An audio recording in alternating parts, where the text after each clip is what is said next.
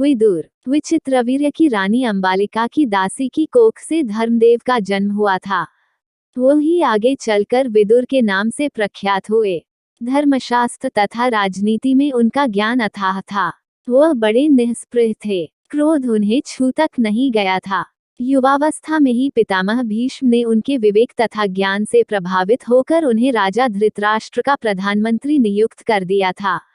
जिस समय धृतराष्ट्र ने दुर्योधन को जुआ खेलने की अनुमति दी, विदुर ने धृतराष्ट्र से बहुत आग्रहपूर्वक निवेदन किया, राजन, मुझे आपका यह काम ठीक नहीं जचता। इस खेल के कारण आपके बेटों में आपस में वैरभाव बढ़ेगा। इसको रोक दीजिए। धृतराष्ट्र विदुर की बात से प्रभावित हुए और अपने बेटे दुर्योधन को अकेले में बुलाकर उसे इस कुचल से रोकने का प्रयत्न किया।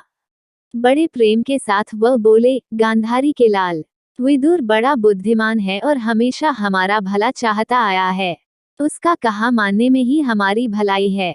वत्स, जुआ खेलने का विचार छोड़ दो। विदुर कहता है कि उससे विरोध बहुत बढ़ेगा और वह राज्य के नाश का कारण हो जाएगा। छोड़ दो इस विचार को।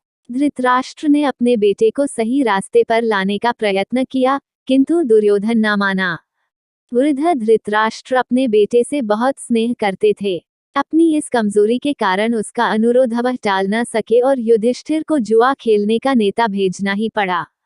धृतराष्ट्र पर बस न चला तो विदुर युधिष्ठिर के पास गए। उनको जुआ खेलने को जाने से रोकने का प्रयत्न किया। युधिष्ठिर ने विदुर की सब बातें ध्यानपूर्वक सुनी और बड़े आदर के साथ बोले, चाचा जी, मैं यह सब मानता हूँ, पर जब काका धृतराष्ट्र बुलाएं तो मैं कैसे इनकार करूं। युद्ध या खेल के लिए बुलाए जाने पर न जाना क्षत्रिय का धर्म तो नहीं है। यह कहकर युधिष्ठिर क्षत्रिय कुल की मर्यादा रखने के लिए जुआ खेलने गए।